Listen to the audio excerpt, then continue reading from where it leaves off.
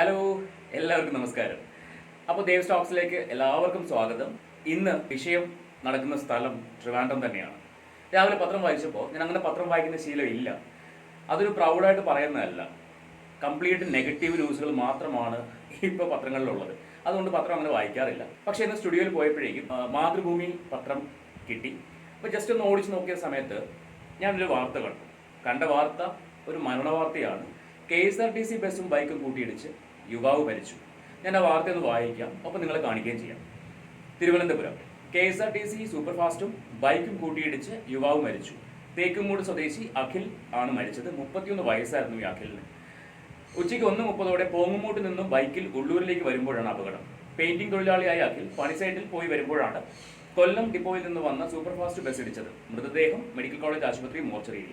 ഭാര്യ ശരണ്യ, മക്കൾ ഡാനി, നവമി. വെറും 31 വയസ്സ് പ്രായമുള്ള ചെറുപ്പക്കാരൻ KSRTC ബസ് ഇടിച്ച് മരിച്ചു.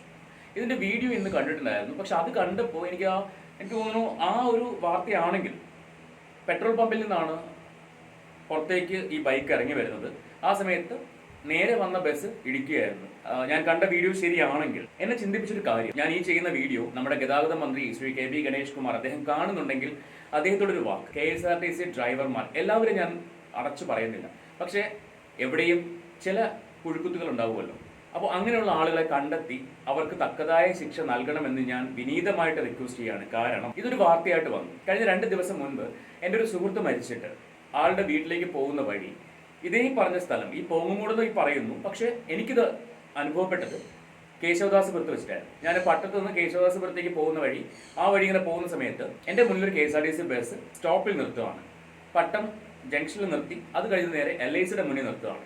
അപ്പോൾ ഞാൻ നേരെ ഇതിൻ്റെ ബാക്കിലെത്തി റൈറ്റ് എടുത്ത് ഹോൺ അടിച്ചുകൊണ്ട് മുന്നോട്ട് കയറി. ആ മുന്നോട്ട് കയറുന്ന സമയം കൊണ്ട് ഈ KSRTC ഡ്രൈവർ വണ്ടി സ്റ്റാർട്ട് ചെയ്ത് മുന്നോട്ട് എടുത്തു. ഇയാൾ വണ്ടി മുന്നോട്ട് പോകുന്ന സമയത്ത് എനിക്ക് പോകാൻ വഴിയില്ല, കാരണം ഇപ്പുറത്തെ സൈഡിൽ ഡിവൈഡറാണ്. ഇയാൾ വണ്ടി മുന്നോട്ട് പോകുന്നു, ഞാൻ തൊട്ട് ബാക്കിലേക്ക് വന്നു. വീണ്ടും ഞാൻ ഹോൺ അടിച്ച് മുന്നോട്ട് കയറാൻ നോക്കുന്നു. ഈ ഡ്രൈവർ എന്ത് ചെയ്തെന്ന് ചോദിച്ചാൽ ഇങ്ങനെ കാണിച്ചിട്ട് അയാൾ വണ്ടി നേരെ ഡിവൈഡറിനോട് ചേർക്കുകയാണ്. എനിക്ക് മുന്നോട്ട് പോകാൻ പറ്റുന്നില്ല. ഞാൻ വീണ്ടും ബാക്കിലേക്ക് വന്നു. ഇപ്പുറത്തെ സൈഡ് നോക്കിയപ്പോൾ അവിടെ കാലിയാണ്.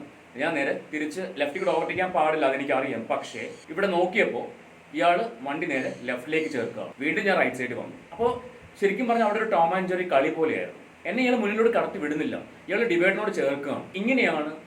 അതും ഈ പറയുന്ന കൊല്ലം വഴി പോകുന്ന വണ്ടിയാണ്. എനിക്ക് തോന്നുന്നു ആലപ്പുഴ ബോർഡൊക്കെ ഞാൻ കണ്ടു, ഞാൻ വ്യക്തമായിട്ട് ഓർക്കുന്നില്ല. ആലപ്പുഴ കൊല്ലം ആലപ്പുഴ എറണാകുളം വരെ പോകുന്ന വണ്ടിയാണെന്ന് തോന്നുന്നു. അപ്പോൾ ഇങ്ങനൊരു വണ്ടിയാണ് ഞാൻ കണ്ടത്. സൂപ്പർ ഫാസ്റ്റ് ആണ്, ലോങ് പോകുന്ന വണ്ടിയാണ്, ഒക്കെ ശരിയാണ്. പക്ഷേ പണ്ടൊക്കെ ഞാനൊക്കെ പേടിച്ചിരുന്നത് പ്രൈവറ്റ് ബസ്സുകാരെയാണ്. കാരണം അവരാണ് കളക്ഷൻ കിട്ടാൻ വേണ്ടി മരണവെപ്രാളത്തോടെ ഓടുന്നത്. പക്ഷെ ഇപ്പോൾ അത് KSRTC ഏറ്റെടുത്തിരിക്കുകയാണ്. ഇവിടെ ഒരു ചെറുപ്പക്കാരൻ്റെ ജീവിതം നഷ്ടപ്പെട്ടു, ജീവൻ നഷ്ടപ്പെട്ടു. ഇതുപോലെ എത്ര ആളുകളെയാണ് ഇവരില്ലാതാക്കുന്നത്.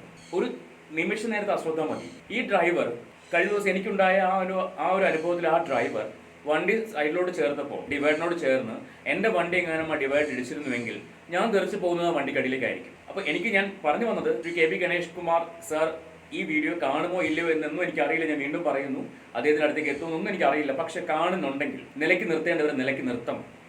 സാധാരണക്കാർക്കും റോഡ് ഉപയോഗിക്കാനുള്ളതാണ്. KSRTCക്കകത്ത് കയറി കഴിഞ്ഞാൽ ആനയുടെ പുറത്ത് കയറുന്ന പോലെയാണ് ചിലരുടെ ധാരണ അല്ലെങ്കിൽ ഭാവം എന്ന് പറയുന്നത്. എന്തോ വലിയ സംഭവമായ പോലെയാണ്. എല്ലാവരും, ഞാൻ വീണ്ടും പറയുന്നു, എല്ലാവരെയും അടച്ച് ആക്ഷേപിക്കുന്നില്ല. പക്ഷെ കുറേ പേര് അങ്ങനെ ഉണ്ട്. ഏത് ഡിപ്പാർട്ട്മെന്റിലുണ്ടല്ലോ ചില ഞരമ്പുകൾ.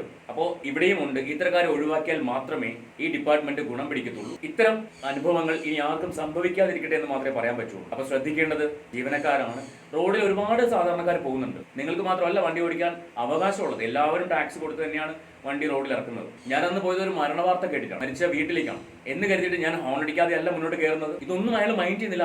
അയാളുടെ വണ്ടി റൈറ്റിലോട്ട് ഡിവൈഡറിനോട് ചേർക്കുക. ലാസ്റ്റ് ഞാൻ ആ വണ്ടിയുടെ മുന്നിൽ ഞാൻ ചോദിച്ചു, തനിക്ക് മാത്രം വണ്ടി ഓടിച്ചാൽ മതി റോഡിലും ചോദിച്ചു. അയാളൊരു പുച്ഛഭാവം അയാൾക്ക്. അതുകൊണ്ടാണ് ഞാൻ പറഞ്ഞത്, KSRTC ബസ്സിൽ ചില ഡ്രൈവർമാർക്ക് ജോലി കിട്ടിക്കഴിഞ്ഞാൽ, അത് എംപാനൽ ആയിക്കോട്ടെ എങ്ങനെ ആയിക്കോട്ടെ, ജോലി കിട്ടിക്കഴിഞ്ഞാൽ പിന്നെ എന്തൊക്കെയോ ആയി എന്നുള്ള ഭാവമാണ്. ലോകം മുഴുവൻ അവരുടെ കൈക്കുള്ളിലാണ് എന്ന ചിന്തയാണ്. അത് മാറണമെന്ന് വിനീതമായിട്ട് റിക്വസ്റ്റ് ചെയ്യുകയാണ്.